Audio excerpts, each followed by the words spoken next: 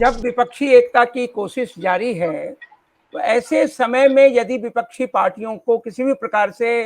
जो सरकारी एजेंसियां हैं उसके द्वारा परेशान किया जा रहा है,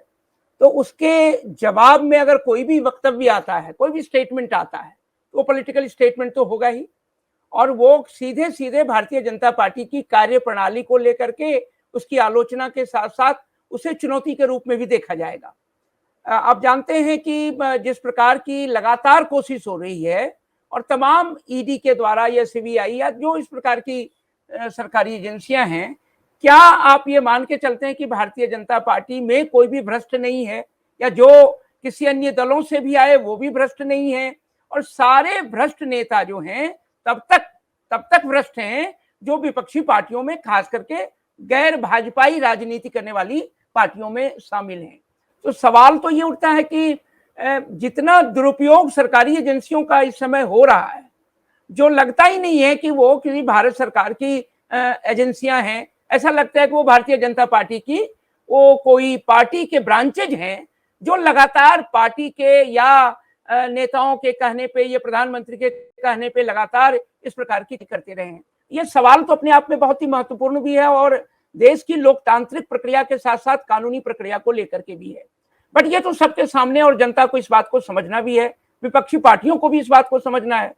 लेकिन ये बात भी तय है कि स्टालिन ने एक स्टेटमेंट ये भी दिया है कि जब वो राजनीतिक दलों का सामना या अपने प्रतिद्वंदियों का सामना सामने से नहीं कर पाते हैं, तो पिछले दरवाजे से उनकी कोशिश होती है। पिछला दरवाजा वही है जो सरकारी एजेंसियों के दुरुपयोग का मामला है। जैसे जैसे भारतीय जनता पार्टी को लगातार विपक्षी पार्टियों की चुनौतियों का सामना करना पड़ रहा, तो एक डर भी समा गया है उन्हें,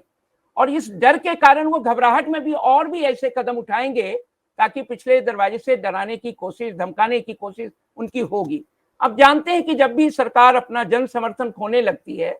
तो निसंदेह वो सरकारी एजेंसियों का दुरुपयोग करना या सरकारी तंत्र का दुरुपयोग करना, ये उनका हथियार बन जाता है।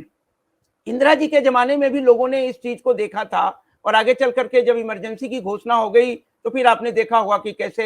एक तरफ मीडिया पे सेंसरशिप था, जो सत्य सामने नहीं आ पाता था, और दूसरी तरफ जो सरकारी एजेंसियों का भारी दुरुपयोग हो रहा था। तो सवाल है कि आज की स्थिति तो ये है कि मीडिया पर कोई इस प्रकार का जो प्रत्यक्ष कानूनी वैधानिक नियंत्रण नहीं है, सेंसरशिप नहीं है, लेकिन मीडिया उनके कब्जे में चली गई है। तो मीडिया से किसी प्रकार की स्वतंत्र जो संचार व्यवस्था और जनता तक सही खबरें पहुंचे, उसकी स्थिति तो नहीं बन रही हो। तो यूट्यूब और बहुत सारे ऐसे जो चैनल्स हैं छोटे छोटे, जो कहीं ना कहीं जनता के बीच सत्य लाने की कोशिश कर रहे हैं। ऐसी स्थिति में मुझे लगता है कि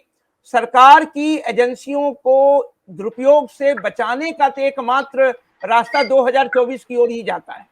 यदि 2024 में आप भारतीय जनता पार्टी को निर्वाचन में परास्त कर सकते हैं, यानी विपक्षी पार्टियां और देश की जनता, तो फिर अपने आप को सारे दुरुपयोग समाप्त भी हो जाएंगे। और जो दुरुपयोग अतीत में हुए हैं उसको जानने और उसको जांचने की भी जरूरत है कि आखिरकार कोई भी सरकार या किसी भी पार्टी या पार्टियों की सरकार जो बनती है, अगर इस प्रकार से सरकारी एजेंसियों को अपने हितों के लिए उसका उपयोग करने लगे, तो क्या कानूनी प्रावधान के तहत उसको रोकने की व्यवस्था होनी चाहिए। सरकारी एजेंसियों को यह समझने की आवश्यकता या समझाने की आवश्यकता है कि वो किसी पार्टी विशेष की एजेंसी नहीं है। सरकारों में, लोकतंत्र में पार्टियां या पार्टी बदलती रहेगी,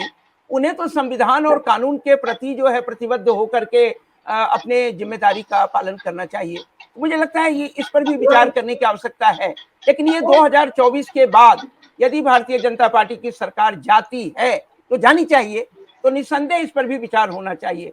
एक बात ये भी तय है कि आपने जो जिक्र किया है कि जिस प्रकार से सचिवालय में भी प्रवेश कर रहे हैं, सवाल ये उठता है कि इससे संघीय व्यवस्था पर भी सवाल उठता है।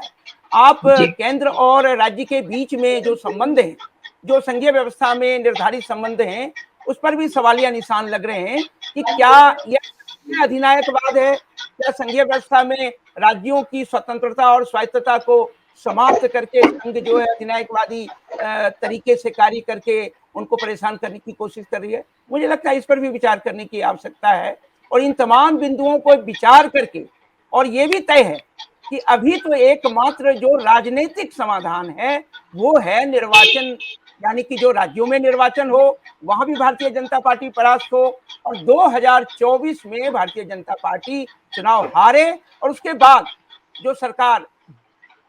बने, चाहे एक दल की सरकार बने या विभिन्न दलों की सरकार, विपक्षियों की सरकार बने, वो इन बातों का भी जांच कराने की जरूर कोशिश करे और भविष्य में संघीय व्यवस्था या संघीय शक्तियों का दुरुपयोग नहीं हो, राज्यों की स्वायत्तता पर लगातार उसका अतिक्रमण नहीं हो, आक्रमण नहीं हो, उसको भी सुनिश्चित करे। और जो सरकारी एजेंसियां हैं जिनके दुरुपयोग की भारी आपने संख्या में उसका ये अपना अनुभव किया है और जनता अनुभव कर रही है, उसको भी सुनिश्चित करने की जरूरत है कि भविष्य में क्या दुरुपयोग को कम से कम न्यूनतम किया जा सकता है, इसकी भी जरूरत है। धन्यवाद जी।